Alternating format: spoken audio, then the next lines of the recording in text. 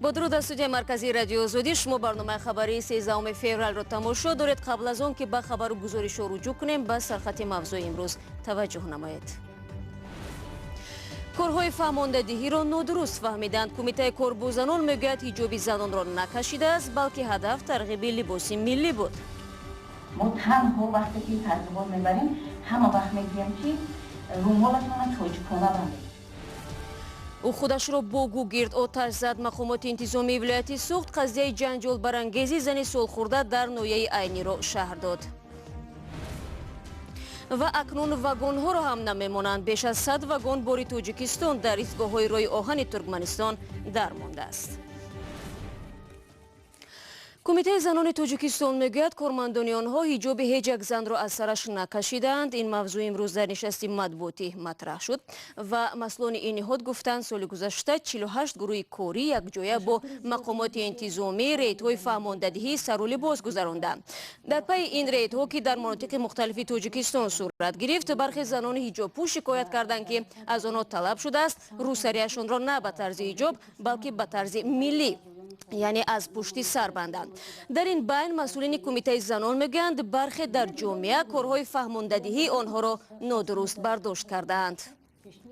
رومال تاجیکانه سیر است، سطر است، یعنی سرپوشانی سر است و هیچ کس تو از جانب کمیته کاربوزنان و آوایده نگفتند که مثلا سری لوج گردید یا سرتون لوج کنید. ما تنها وقتی که ترغیبات میبریم همه وقت میگیم که رومالتون تاجیکانه بندید.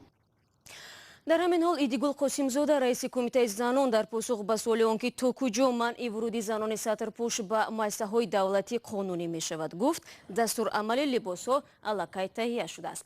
در ادامه نشست خبری رئیس کمیته همچنین در مورد حضور زنان در معرکه‌های سیاسی نظیر انتخابات پارلمانی و پرزیدنتی حرف زد.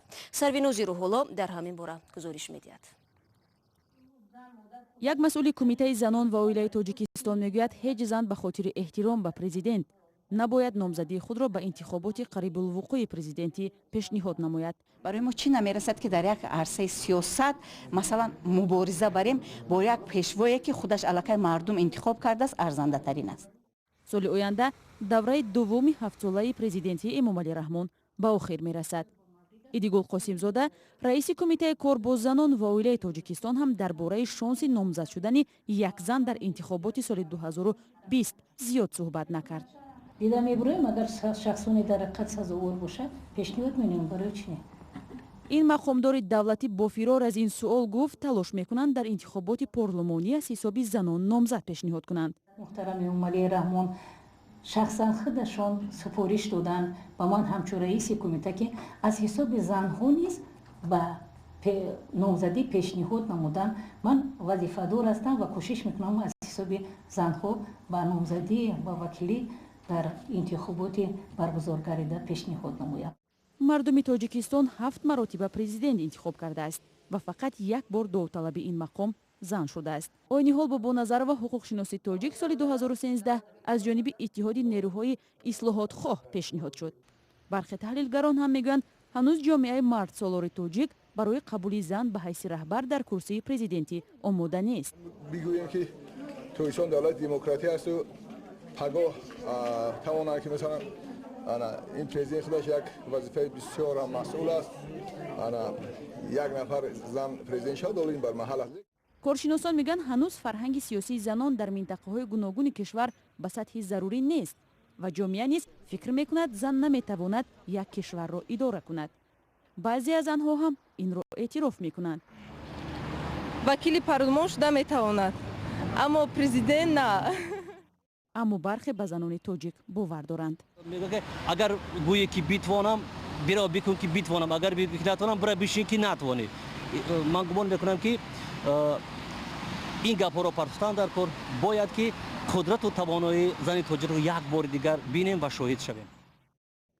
تحلیلگران میگویند هنوز انتخاب زنها به وظیفه‌های دولتی در تاجیکستان به خاطر رعایت برابری زن و مرد است و در خود زنها نیز هنوز خواهش حضور در معرکه‌های بزرگ امثال انتخابات پرزیدنت شکل نگرفته است. البته تو انتخاب پارلمانی و پرزیدنتی هنوز وقت داریم، اما حالا رو آریم با مشکلاتی که امروز زنان با آن مواجهند.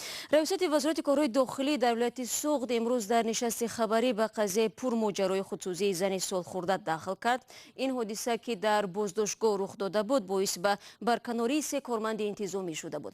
هرچند خود مقامات گفتند استاد قربانوای سالخورده دست کم 3 دفعه با جرم افباشی و تحقیر نماینده حکومت محکوم شده است.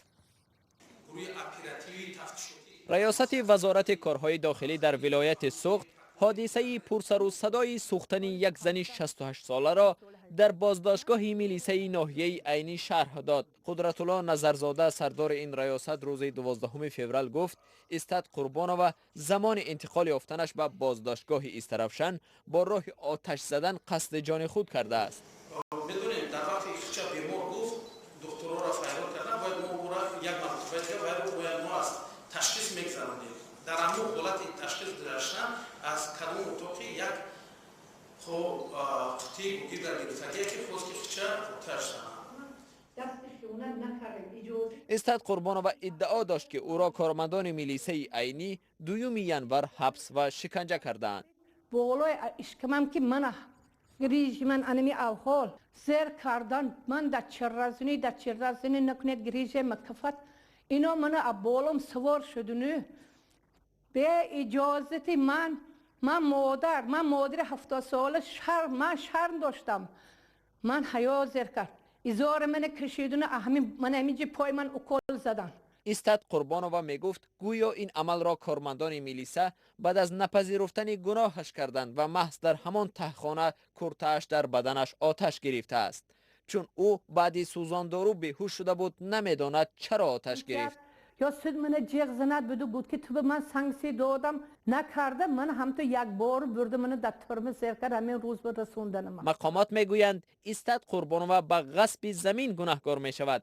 این زن خود را گناهکار نمی حسابید و میخواست پروندهش بازنگری شود. بحثم همین که همین 6 کسی که من همین روز به رسوندن و جوابگیری کشیده شود. در ریاست کارهای داخلی ولایت سوغد گفتند 3 کارمند که در انتقال خانم قدرتова به بازداشتگاه به خنک نظری راه دادند از مقامات پلیس رانده شدند. موافق قانون قبول شده از طرف خیلی روی پرکراتورا امروز تفتیشات ادامه دارد. بینندگان عزیز اکنون توجه کنید به یک اعلان. رادیوی آزادی روزی گذشته بخش اول سلسله گزارشی تاریخی را زیر عنوان ریگ آمو 300 سال نخست اسلام در ماوراءالنهر در آزادی ویدیو و وبسایت رادیوی آزادی نشر کرد. پیشنهاد میکنیم که این فیلم را تماشا کنید و نظر و پیشنهادهای خود را ارائه دارید. ما برنامه را ادامه میدهیم. در پی راهبندان ترکمنستان بیش از 100 واگن مال و کالاهای توجیکستان در ایستگاه‌های راه آهن این کشور و هم ازبکستان بند مانده است. راهبندان اشقابات تنها با قطارهای بارکشان توجیکستان محدود نمی شود، بلکه ماشین‌های بارکشان خود توجیکستان همچنان اجازه عبور از قلمرو ترکمنستان را ندارند. مقامات ترکمن از روز 4 فوریه امسال به این طرف اجازه ندادند که ماشین‌های باربر توجیکستان به قلمرو این کشور وارد شوند. همکارم عبدالله شورف با آموزش این موضوع مشغول بود و حالا با ما در استودیو است و آماده صحبت.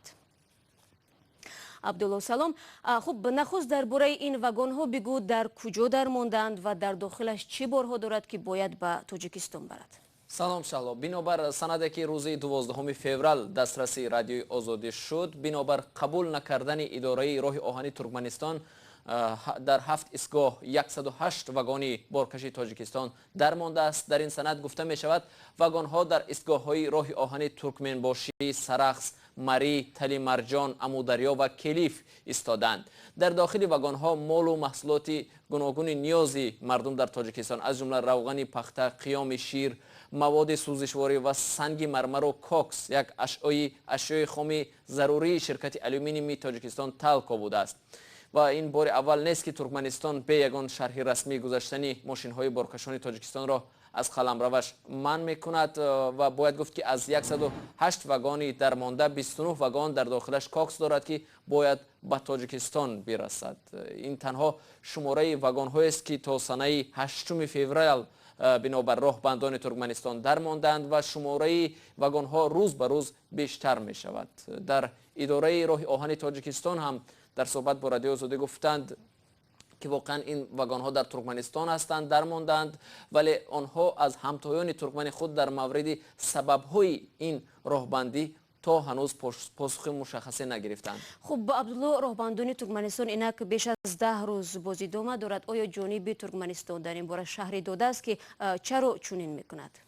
شهلا جانب تاجیکستان میگوید تا هنوز هیچ پاسخ رسمی از مقامات ترکمنستان دریافت نکردند.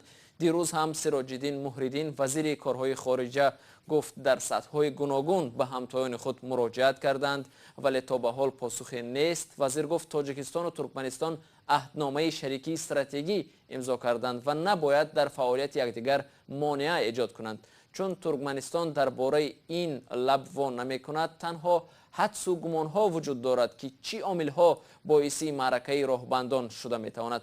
با گفته برخی از کارشناسانی که ما هم صحبت شدیم، احتمالاً اشقابات بنابر چندان میل ظاهر نکردن دوشنبه رسمی در ساختمان راهی آهنی تاجیکستان، افغانستان، ترکمنستان رنجیده است و دست به راهبندی زد. اما باز هم این یک فرضیه های کارشناسان است و تا به آخر معلوم نیست که سبب اساسی این راهبندی چی بوده میتواند. خب امیدوار میشم که این مشکل حل خود را به زودی پیدا میکند و راننده های توجیک از این عذاب خلاص میشوند. تشکر عبدالله برای صحبت.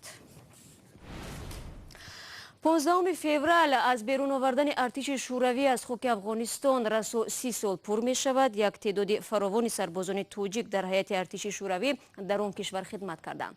این جنگ در دهه 80 مثل هر جنگ برای آنها گران تمام شده. آثار روانی آن در این سربازان همچنان باقی است. خاطرات آن روزها را همکاران ما از تلویزیون نستهش ورمیا از زبان خود سابق دوران جنگ و پیوندان آنها شنیدند. این گزارش را کایمرسیتا تقدیم میکند. سال 1980 رستم خوجایف که همگی 18 ساله بود برای خدمت به ارتش شوروی دعوت گردید. او در بخش اکتشافی نیروهای دسانتی در قلمرو افغانستان به خدمت پرداخت. این شهرهایی است که در آنجا مجاهدان را آماده می کنند. آنها تمام عمر در هر گوشه جهان می جنگند. ما باشیم همگی 18 سال داشتیم. ما را 2 و یا 3 ماه تمرین داده به افغانستان فرستادند. بعداً در تجربه جنگیدن را آموختیم. مرگ را با چشمانمان دیدیم. بنابر جوانی ترس فرا می گرفت. والدین به یادت می رسد. در دیوار مهمانخانه رستم خوجایف عکس‌های همخدمتانش آویزان کرده شدند. همسر رستم ماهرو نیز در افغانستان چون ترجمان خدمت کرده است. به نزدمان یک مرد افغانی زخمی آمد. ما به او کمک کردیم. تقریبا 4 ماه بعد وقتی در یکی از دهه‌ها کمک گومانیتری می رساندیم با ما حمله کردند. در رو برویمان همان مرد افغان پیدا شد. او دستانش را بالا برداشت و تیرپرانی خاتمه یافت. او به من گفت بروید، ما از آن دهه بدون یگان قربانی برآمدیم، ما را کسی نپراند. در این خانواده دائم درباره دوستان و همخدمتان و شناسایی که در جنگ کشته شدند یادآوری میکنند. فرمانده از ما زیارت کرد. همین لحظه که از پل گذشت از 2 پای محروم شد. کماندیران هم می روند، سربازان قطاری هم می رفتند. هر عملیات با مرگ 2، 3 و یا 4 نفر انجام می یافت.